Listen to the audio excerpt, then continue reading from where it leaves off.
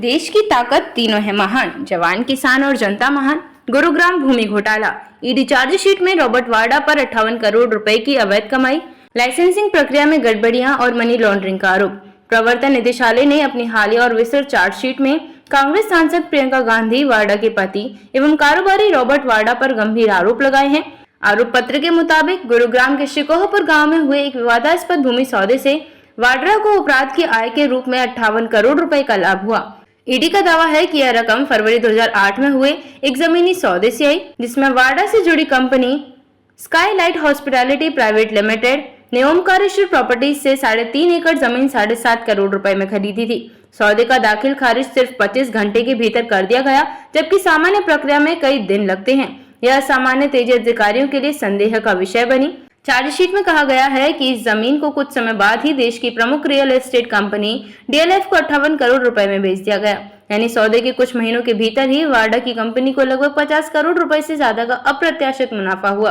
पैसे का प्रवाह और मनी लॉन्ड्रिंग का शक। ईडी के मुताबिक इस सौदे से प्राप्त रकम का इस्तेमाल वाड्रा ने विभिन्न अचल संपत्तियां खरीदने में, कई प्रोजेक्ट्स में निवेश करने में, अग्रिम धनराशि और ऋण देने में और अपने कारोबारी समूह की कंपनियों के कर्ज चुकाने में किया। आरोप है कि 58 करोड़ रुपए में से 5 करोड़ रुपए blue bridge trading private limited के जरिए और 53 करोड़ रुपए SLHPL के माध्यम से आए। ईडी का शक है कि यह पूरा लेन देन धन शोधन योजना का हिस्सा था, जहां अवैध रूप से कमाई गई रकम को कानूनी कारोबार के जरिए वैध दिखाने की कोशिश की गई। लाइसेंसिंग प्रक्रिया में गड़बड़ियां। चार्जशीट में वाणिज्यिक लाइसेंस देने की प्रक्रिया में भारी अनियमितताओं के आरोप हैं। आवेदन में 3.53 एकड़ भूमि का जिक्र था, जबकि मौके पर वास्तव में सिर्फ 1.35 एकड़ भूमि उपलब्ध थी। यह नियमों के खिलाफ था, क्योंकि वाणिज्यिक लाइसेंस के लिए न्यूनतम 2 एकड़ भूमि अनिवार्य है। इसके बावजूद कथित तौर पर वरिष्ठ अधिकारियों पर दबाव डालकर लाइसेंसिंग प्रक्रिया को तेज किया गया।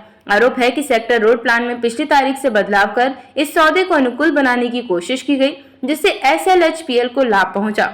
ईडी की कार्यवाही और संपत्तियों की कुर्की। ईडी ने जांच के दौरान 43 अचल संपत्तियां कुर्की की, जिनकी कुल अनुमानित कीमत 38 करोड़ 69 लाख 25,312 रुपए बताई गई है। इन संपत्तियों को अपराध से अर्जित आय या उसके समकक्ष संपत्ति माना गया। कुर्क की गई संपत्तियों में दिल्ली, गुरुग्राम और अन्य स्थानों पर स्थित फ्लैट, प्लॉट और वाणिज्यिक परिसंपत्तियां शामिल हैं। मामले की पृष्ठभूमि। 2018 में हरियाणा पुलिस ने इस सौदे पर एक FIR दर्ज की थी। इस FIR के आधार पर ईडी ने अपनी मनी लॉन्ड्रिंग जांच शुरू की। ईडी अब वित्तीय लेन देन की पूरी श्रृंखला, फंडिंग के स्रोत और सरकारी अधिकारियों की भूमिका की पड़ताल कर रही है। आरोप पत्र में नगर एवं ग्राम नियोजन निदेशालय के अधिकारियों के बयान भी शामिल हैं, जो बताते हैं कि लाइसेंसिंग प्रक्रिया को तेजी से निपटाने के लिए उच्च स्तरीय दबाव था।